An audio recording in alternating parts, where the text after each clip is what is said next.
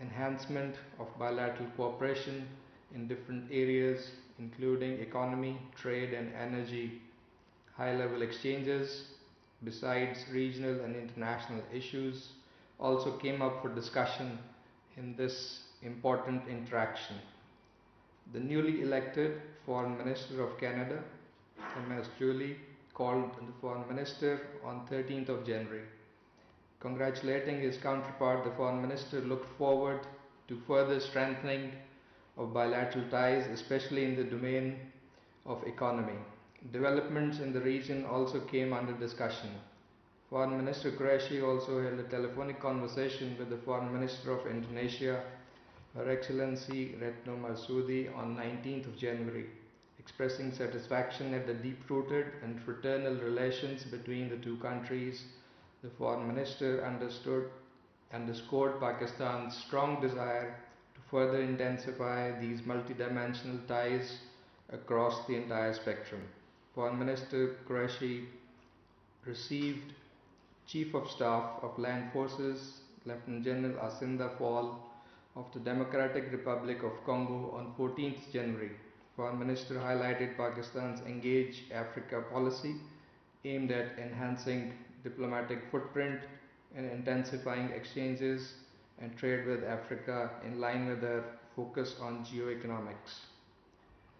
The Foreign Minister also had telephonic conversation with Her Excellency Ms. Suzy Carla Barbosa, the Foreign Minister of Guinea-Bissau, on 18th of January. Both sides agreed to further strengthening of bilateral and regional cooperation. Over the past weeks, I am pleased to note that friends in the media have been following the developments related to CPEC. I would like to share a roundup of major activities in CPEC, which has continued to move forward as a flagship of the Belt and Road despite the COVID-19 pandemic. Starting from the first visit of the Prime Minister to China in November 2018, CPEC has focused increasingly on socio-economic development projects geared towards directly improving the well-being of our people. 27 projects have been conceived and are under various stages of implementation and preparation.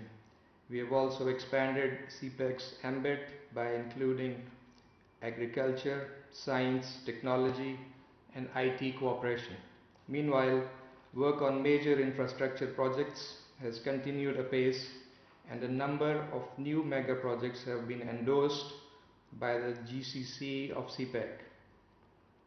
These include the Azad Patan and Kohala hydropower projects, which will help address Pakistan's food security while also ensuring access to green and cost-competitive energy for our industrial growth. These are just a few of the headline developments in CPEC. We look forward to sharing more updates in due course. We appreciate your interest in presenting the true picture of CPEC's progress for the benefit of our people and to relegate some misguided efforts to deliberately spread disinformation about this signature achievement of Pakistan and China. We have also been receiving queries from the media on the status of Indian wheat assistance for Afghanistan, the transportation of which, as you would recall, Pakistan has allowed on humanitarian grounds on exceptional basis.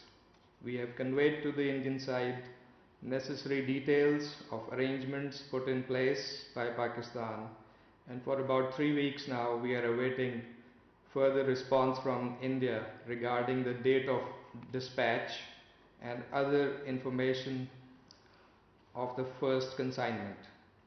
Ladies and gentlemen, today the Kashmiris in IIOJK and around the world, joined by Pakistanis and others, are marking the grim anniversary of the Gauka Dal massacre.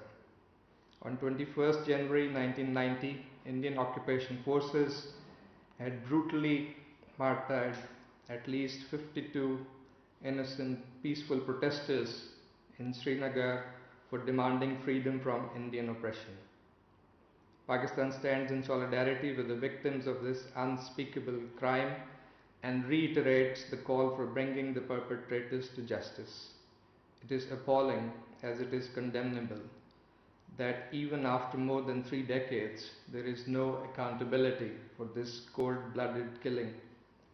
This travesty of justice is basically a stark reminder of the culture of impunity and rule of no law that is deeply entrenched and continues to fester in IIOJK, in which the oppressed are punished and persecuted while the perpetrators are encouraged and protected.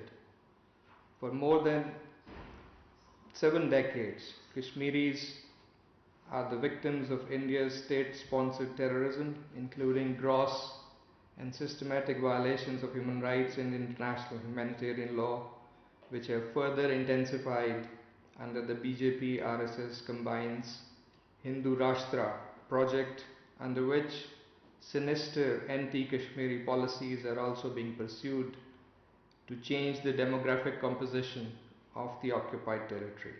Pakistan condemns the increasing harassment, illegal arrests, and registration of fake criminal cases against journalists and civil society activists in IIOJK. The attack and ban on Kashmir Plus Club manifestly reflects India's entrenched use of brute force and coercion to forcibly silence all those who are raising voices against India's horrendous crimes and genocidal acts in IIOJK.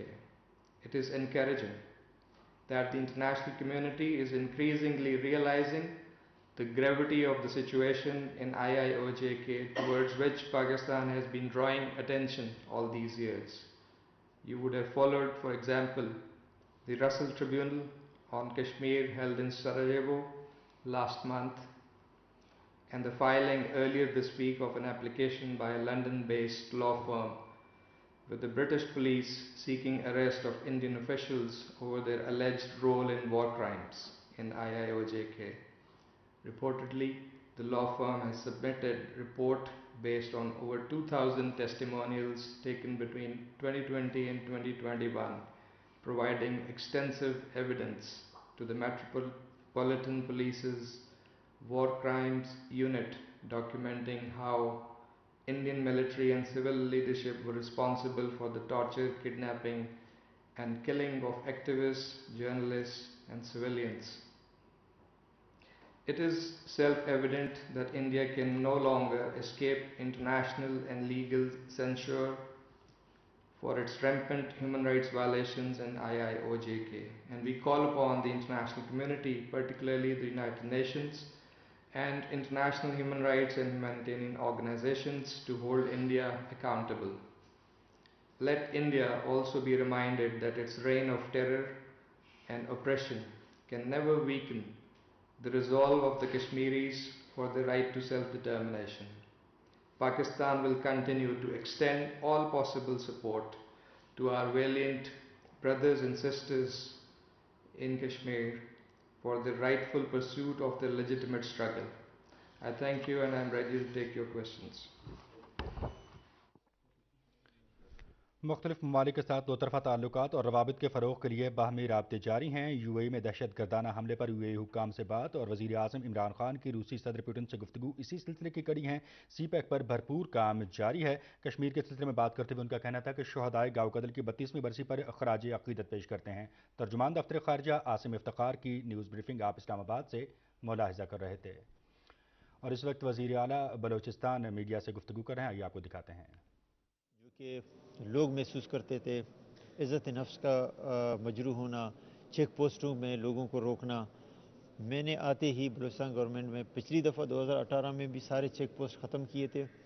अभी भी हमने तकरीबन almost तमाम check पोस्टें FC के हों, levies के हों, पुलिस के हों, हमने चेक पोस्टें ख़त्म की और जहाँ जहाँ पे बाकी थोड़े बहुत हैं, इंशाल्लाह हम चेक पोस्टों को ख़त्म करने का हमने ऐलान किया, वो करेंगे।